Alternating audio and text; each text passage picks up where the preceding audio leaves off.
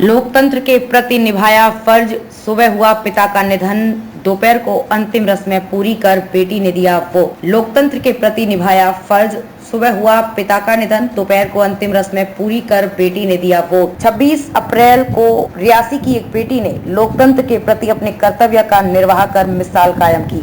मतदान के दिन शुक्रवार सुबह पिता का निधन हो जाने के बाद इस बेटी ने अंतिम रस्में पूरी कर सीधा मतदान केंद्र पहुंचकर अपने मताधिकार का इस्तेमाल किया।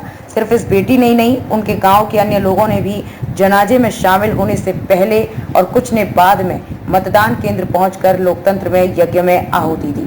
रियासी शहर से लगते नवाबाद में सुबह लोग वोट डालने के लिए मतदान केंद्रों की तरफ रुख करने की तैयारी कर रहे थे। तभी बीमारी के कारण क्षेत्र में लगभग 95 वर्षीय अब्दुल गफूर का घर में ही निधन हो गया। इससे गांव में मातम छा गया। स्वजन सांत्वना देने उनके घर पहुंचने लगे। उसके बाद गफूर की अंतिम रस्म निभाने की तैयारी शुरू की गई। अभी अब्दुल गफूर को सुपुर्दे खाक करने में समय था।